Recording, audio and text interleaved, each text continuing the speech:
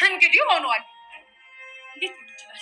አባትሽ እንዳገኘው እንደሄድኩ ታውቂያለሽ። አንቺ እኮ አታፍሪም። ይሄንን እሱ ነው ፈርሞ የሰጠኝ ትያለሽ። በትክክል። ኧረ እባክሽ እኔ በፍጹም ይሄን ላምንሽ አልችልም። እሺ እመኚኝ ብዬ አላስገደድኩሽም። በጭራሽ አባዬ እንደዚህ ሊያደርግ አይችልም። በጭራሽ። ሆነ እንግዲህ ከእንግዲህ በኋላ የዚህ ቤት ባለቤት ነኝ። ጭራሽ ሆነ አይችልም። እሺ ጭራሽ። አንድ ነገር ልምከርሽ፣ የመጣውን ነገር በጸጋ ብትቀበይ ይሻልሻል። ስለዚህ ደግሞ ምንም አልፈራም። ግን ደግሞ ዳረግሽ ነገር እያንዳንዷን ቆጥሬ ጠብቂ። ኮተታ ምን እንደሆነ ታውቂያለሽ? ኧረ ጭራሽ ምንም ነገር አላውቅም። እርግጠኝነት ሰው ነው እንደዚህ ያደረገው። አልገባኝም። አጎትሽን ሰው መቶት ነው እያልከኝ ነው? አዎ ፈሪያ። በጭራሽ እንደዛ ሊሆን አይችልም። በምን አወቅሽ? አውቃለሁ። አጎቴን በደንብ አውቀዋለሁ። በጭራሽ ከሰዎች ጋር ሊጣላ አይችልም። ማነው?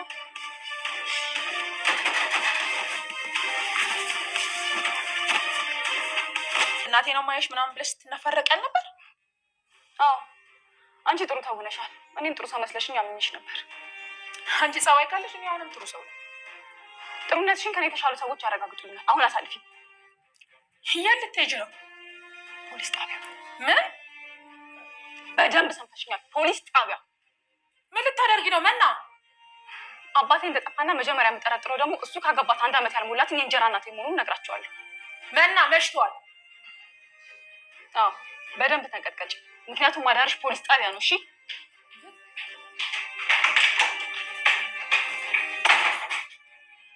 ቆይ ምን አባቴ ነው የምትለኝ? አይመለከትሽም።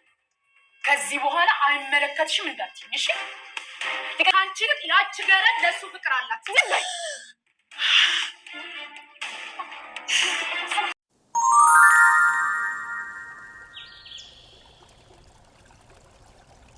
ፈሪሃ ድራማ በባለፈው ክፍል እንዳየነው በጣም ብዙ ነገሮች ካየንባቸው መካከል ህይወት እንግዲህ አቶ ታዴን ካሳገተችው በኋላ የቤቱ ካርታን በስሟ እንደዚህ ዞር አድርጋ ወደ ቤት መመለሷን አይተን ነበር።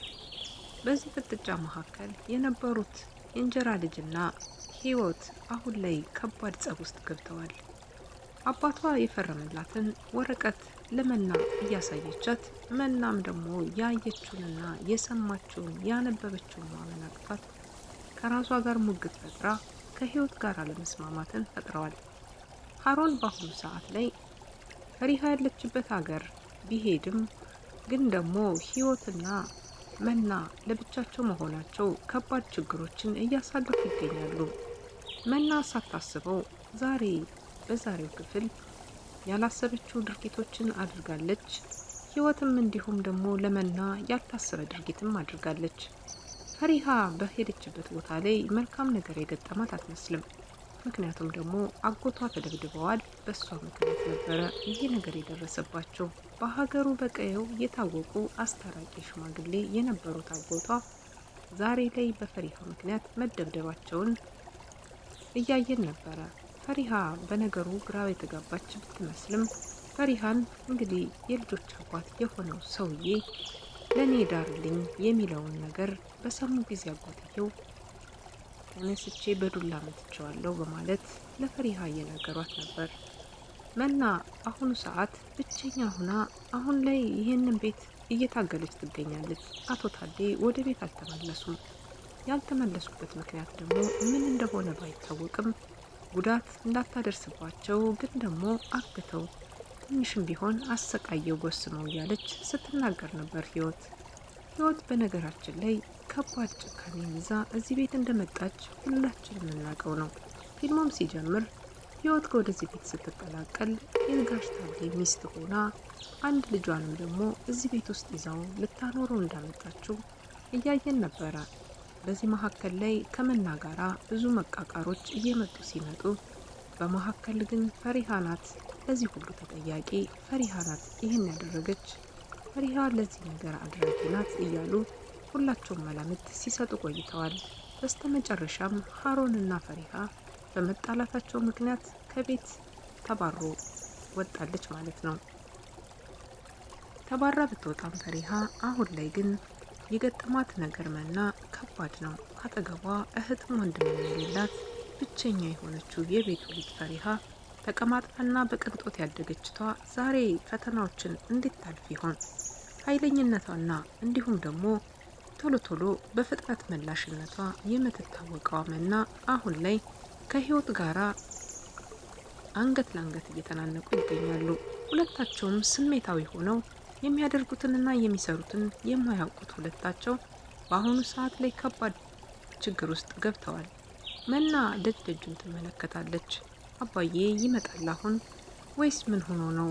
ለምንድነው ስልኬንስ የማይመልስ እያለች በጭንቀት በሩን ታያለች። ህይወት በተራዋ ምንም አይነት ነገር እንደማይመጣና አባቷ ሊመጣ እንደማይችል ዛሬ እየነገረቻት ትገኛለች። በዚህ መካከል ላይ ነው መናና እንዲሁም ደግሞ ህይወት እየተጋጩ የነበሩት። ይሄ ግጭት ከባድ ግጭት ውስጥ ገብቷቸዋል። ምክንያቱም ደግሞ በቃ ከዚህ በኋላ ወደ ፖሊስ ጣቢያ ሄዳለው፣ አዳርሽ ውሎሽ እዛ ይሆናል በማለት መና ወደ ፖሊስ ጣቢያም ሄዳ ነበረ። አባቷ 24 ሰዓት ካልሞላው ምንም አይነት ነገር ሊያደርጉላት እንደማይችሉ የህይወት እንግዲህ ትክክለኛ ፍቅረኛዋ በስልክ የምታወራው እየነገራት ነበር። ምንም ልታመጣ አትችልም፣ ተያት ሂድ ብሏታል። ለዛ ነበረ ልቧን ሞላልታ ሶፋዋ ላይ እንደተቀመጠች የጠበቀቻት። ስትመለስም ህይወት ከባድ ንግግሮችን ስትናገራት ነበር። ካንቺ ይልቅ ለዛች ያች ገረድ ለአባትሽ ትቆረቆርና ትጨነቅለት ነበር በማለቷ ብቻ መና ሳታስበው እጇን አንስታባታለች። በጥፊም መታታለች። ህይወት እኔን እንዴት ትመችኛለሽ? እኔን መታሽኝ በማለት ብቻ ብዙ ውጣውረዶችን ካሳለፉት በኋላ መና በድጋሚ የመታችበትን እጇን ይዛ ይቅርታ ሳይታወቀኝ ነው፣ በስሜታዊ ሆኜ ተናድጄ ነው እያለች ብትለምናትም ግን ደግሞ ህይወት እሷም ራሷ ተናዳ ስለነበረ መናም በቆመችበት ቦታ በኃይል ትገፈትራታለች። ከገፈተረቻት ቦታ መና አልተንቀሳቀሰችም። የሰው ልጅ ገደልኩኝ፣ ህይወት አጠፋሁኝ እያለች እያለቀሰች ነበረ። በዚህ አጋጣሚ ላይ ምን ይፈጠር ይሆን የሚለው በጣም የሚያጓጓ ነው። አሁን ላይ ሀሮንና እንዲሁም ደግሞ ፈሪሃ ያሉት አጎቷ ቤት ቢሆንም የፈሪሃ አባት ጋሽ ታዴ መሆኑን የፈሪሃ አጎት ብቻ ናቸው የሚያውቁት። ምክንያቱም ደግሞ ፈሪሃም ይሄንን ሚስጥር አድርጋ የያዘችውን ሚስጥራዊ ፎቶ አሁን ላይ በሀሮን እጅ ገብቶ ነበረ። ሀሮን ከዚህ ቀደም ለመና እንዳትነኪው ይሄንን ፎቶ ምንም አይነት ነገር እንዳትነኪ በማለት ገርል ፍሬንድ ትሆናለች፣ ከኔ ደብቆ ሴት ያወራል ወይም ደግሞ የሌላ ሴት ፎቶ ይሆናል በማለት መና ተጠራጥራ አልፋው ሄዳ ነበር። ዛሬ ግን ይሄ ምንድነው አልጋውን እንኳን አንጥፋ ሄድም እንዴ በማለት ወደ ሀሮን ክፍል ስትገባ ሀሮንን ስላጣችው የተዝረከረከውን አልጋውን ለማስተካከል ስታስብ ትራሱን ስታነሳ ከትራሱ ስር ላይ የተቀመጠው ፎቶ ታነየዋለች። እሱንም አንስታ ለማየት ስትሞክር ያስጠነቀቃትን ነገር ረሳችውና ፎቶውን ክፍት ስታደርገው የአባቷ ፎቶ ነበረ። በጣም ተደናግጣለች። ነገሩ ግራ ገብቷታል። እንዴት ሆኖ ምን ተልኮ ኖሯቸው ነው? ይሄ ፎቶ እዚህ ቤት የለም፣ ግን ምን ሊሰራ መጣ? ማንስ ነው ይሄንን ነገር እየተጠቀመ ያለ? ለምን ብላ እንደ አዲስ መመርመር ራሷን ጀምራለች። መና የያዘችውን ፎቶ ይዛ ወደ ህይወት ሄዳ ለህይወት ስታሳያት ህይወትም ግራ ተጋብታለች። እናንተ ሰዎች እነማን ናችሁ? ምንድነው ፍላጎታችሁ? እዚህ ቤት የመጣችሁበት አላማና እቅድ ምንድነው? በማለት ፈጠጥ ብላ ትጠይቃታለች። መና ደፋርና ኮስታራ ነች። ለነገሮቹ ወደ ኋላ አትልም። ያየችውን ነገር ፊት ለፊት ተጋፍጣ ማሳመን ትፈልጋለች። ይህን ጥያቄ መመለስ ያቃታት ህይወት እኔ እንጃ አለች። ከሀሮን ክፍል ምን ሊሰራ ይገባል? እኔ እንጃ እሱን ጠይቄዋ በማለት መልስ ይመላለሱና ሁለታቸውም የተቃቃሩበት ጉዳይ ስላላቸው ህይወትም ወደ ክፍሏ ትገባለች። ህይወት ወደ ክፍሏ ከገባች በኋላ ይህ እንግዲህ የቀደመውን ቦይፍሬንዷን ለማውራት በሩን ዘግታ ስልክ ይዛያለች። እቺ ምንም አታመጣም፣ ምንም አያመጣም፣ እሱንም ቢሆን በደንብ ጎስመው እያለች እየተናገረች በነበረችበት ወቅት ነበረ በሩን በርግዳ ገብታ አባቴ ስንት ሰዓት ላይ እንደደወለ ወይም ደግሞ መጨረሻ ሰዓት ላይ ያወራችሁበትን ማየት ፈልጋለሁ በማለት ስልኳን ከእጇ ተነጥቃትና ልትመለከት ብትሞክርም ህይወት ግን የዋዛ አይደለችምና እጇን ፈልቅቃ ስልኳን ትወስድባታለች። በዛ ሰዓት ላይ እንግዲህ ጸብ ተፈጥሮ ነበረ። ሁለታቸውም መረጋጋት አቅቷቸዋል። ሁለቱም አንድ ቤት ናቸው። ሁለቱ ኃይለኞች አሁን ላይ መናን እያስጠነቀቀቻት ትገኛለች።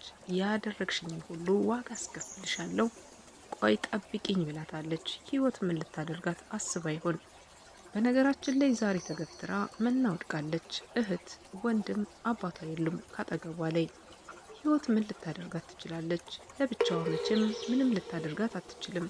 በአሁኑ ሰዓት ሀሮን ወደ መና መምጣት አይችልም። ምክንያቱም ደግሞ ያለበት ሀገር ሩቅ በጣም ባይሆንም አሁን ላይ ያለው ሁኔታ ወደ እሷ ለመምጣት የሚያስችለው ሁኔታ ላይ አይደለም።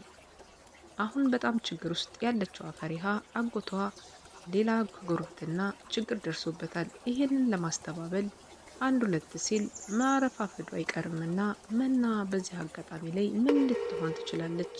አባቷ ታግቷል፣ እሷ ተመታለች። በአሁኑ ሰዓት ፈሪሃ ካጠገቧ የለችም፣ እንዲሁም ደግሞ ሀሮንም ካጠገቧ የለም። ህይወት ምን ልታደርጋት ትችላለች? እናንተስ ምን ትገምታላችሁ?